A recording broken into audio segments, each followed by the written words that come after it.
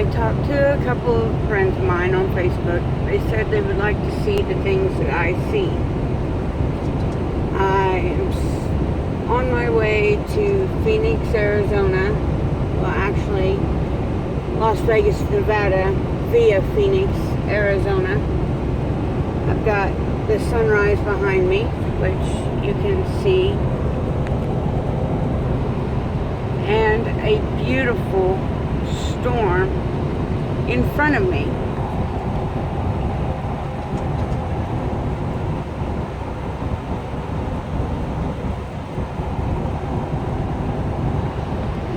Though I am excited about the storm because I love rain, here's the problem.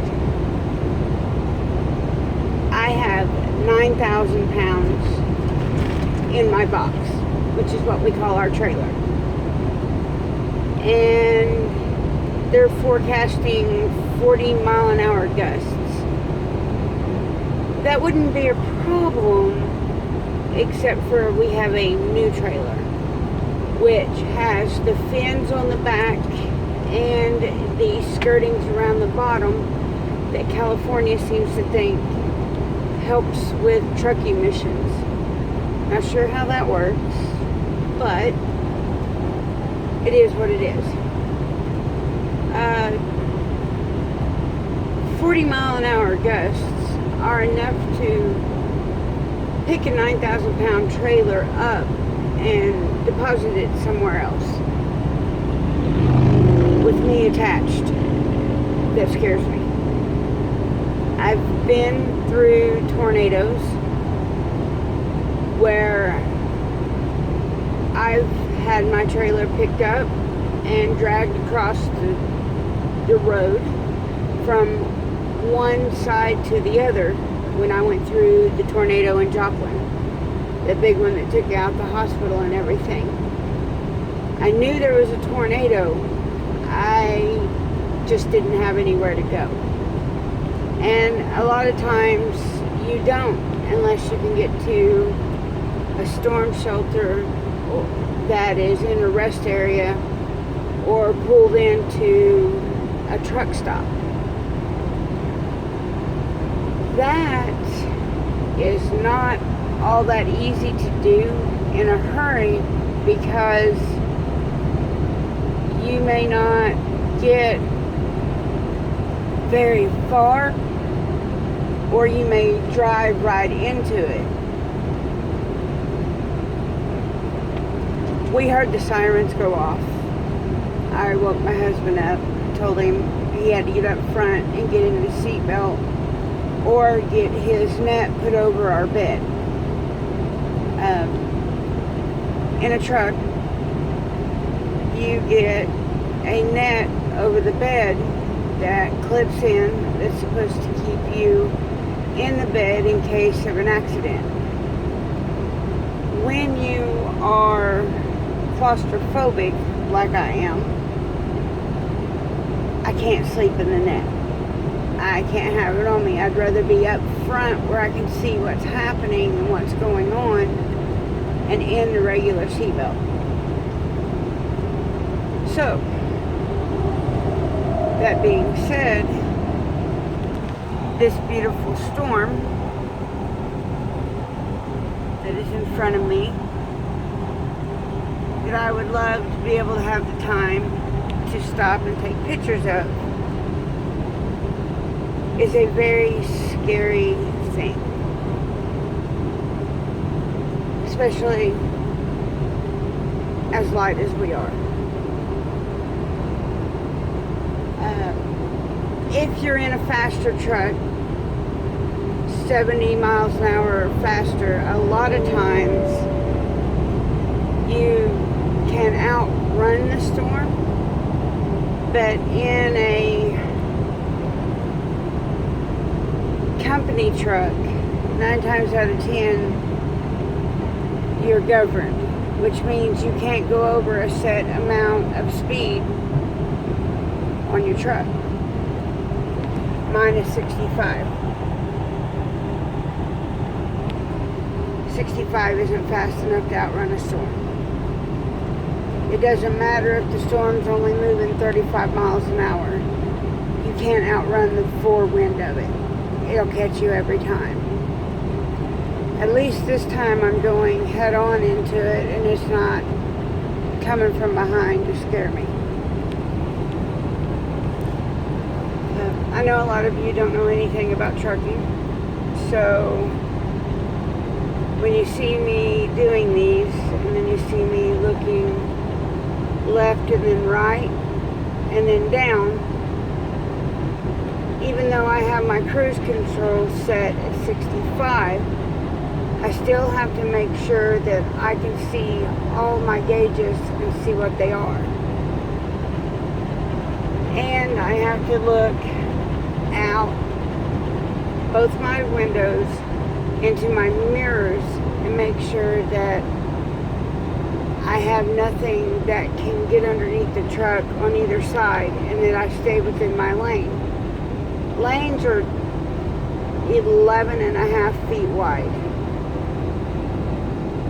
A truck is 10 feet 4 inches wide.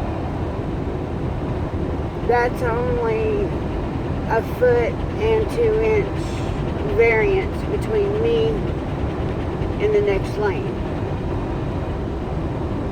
I tend to ride closer to the shoulder. Some drivers ride closer to the dotted line. But I feel it's safe to ride in the slow lane because I can't go what the speed limit is, especially in Arizona, Texas, and New Mexico. Their speeds are anywhere between 70 to 80 miles an hour. When you go up top on I-80 and I-90, when you get into Wyoming, Montana, states like that, the speed can go up to 85. And down below, the speed can go close to 75 or 85 in the lower parts of Texas. And it's always 75 on the turnpikes in Oklahoma. I know a lot of you get upset with a truck driver because you're saying he's going too slow. You say he's blocking traffic. We don't like it any more than you do. Our company sees a bottom line, and that bottom line is unfortunately money every time. And in the money, 65 keeps them within the green on their fuel prices. I don't know if when I showed you my speed you noticed all of the gauges or not, but I basically have 3, 6, 9, 10 gauges that I have to keep my eyes on at all times. Not to mention 4 mirrors.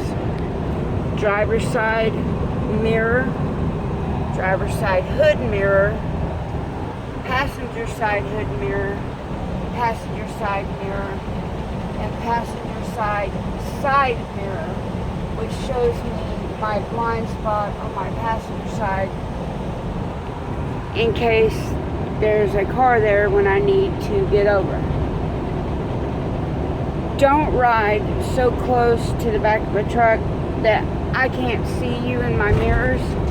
If you can't see me in my mirrors, I can't see you. Don't ride at the front wheels or steer tires. We can't see you there. Even with our mirrors, sometimes we can't see you there.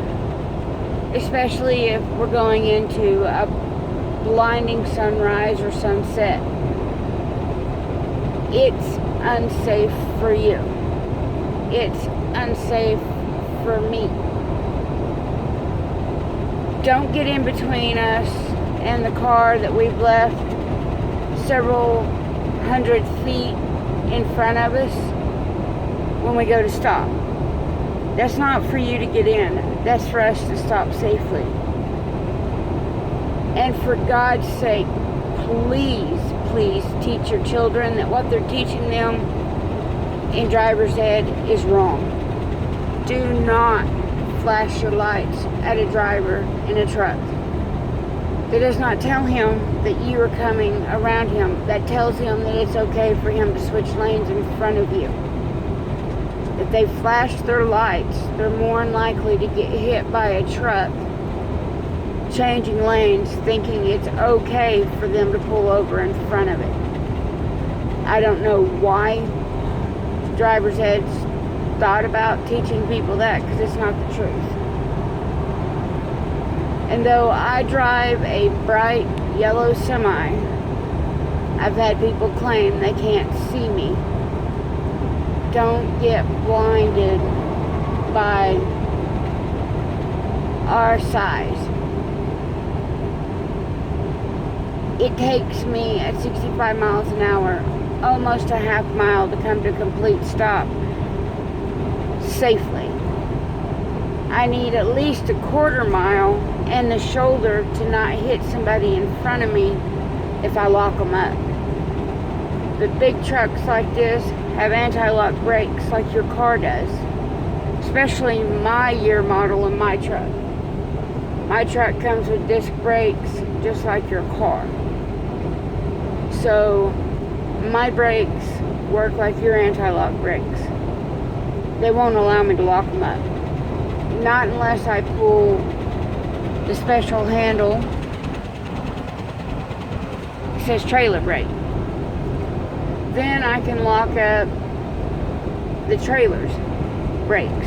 But my tractor brakes won't lock up. I drive an automatic.